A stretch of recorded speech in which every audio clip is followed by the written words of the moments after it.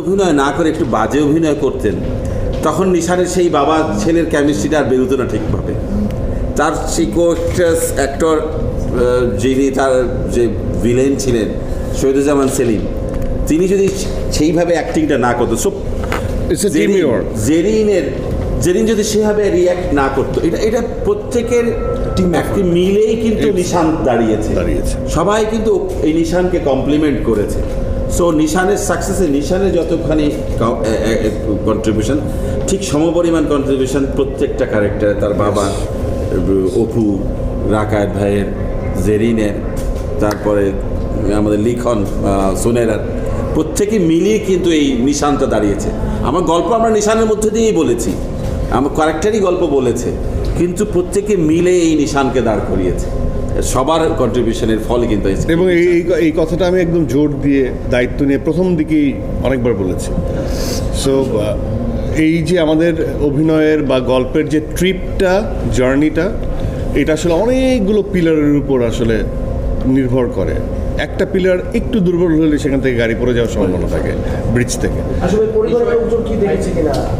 পরিবারের লোকজনের জন্য একদমই আলাদা সময়, দিনক্ষণ, সেটা আমার দায়িত্ব। এবং আমি যেমন সুরঙ্গের সময় আমি করেছি পুরো হল, আমার একটু পরিবারটা বড়, হ্যাঁ, তো এখানে অনেক আবদার থাকে, সবাই মিলে আমরা একসাথে কাউকে না জানিয়ে চুপি চুপি দেখে ফেলি।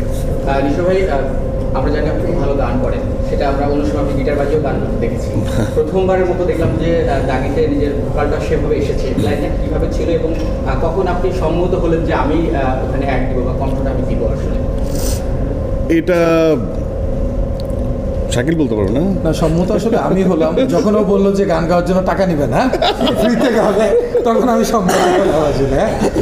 না, এটা আসলে খুব ইন্টারেস্টিং ছিল এই অর্থে যে আমি আসলে খুবই বাজে সিঙ্গার, এক।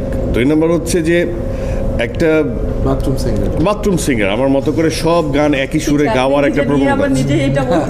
তো অনেক আগে ছোটবেলার স্মৃতি মনে পড়ে, যে মানুষটাকে বিয়ে করেছি তার সাথে তো প্রেম করতে হয়েছে 14 বছর। তো সেই সময় আমার এক বন্ধু যে চমৎকার গান গাইতো, তো বললাম যে মানসম্মান তো থাকতেছে না, একটা গান তো গাইতে হবে। বলে কি করবি? আমি সে ও গিটার পছন্দ করে, একটা গিটার বাজানো শেখা আমাকে।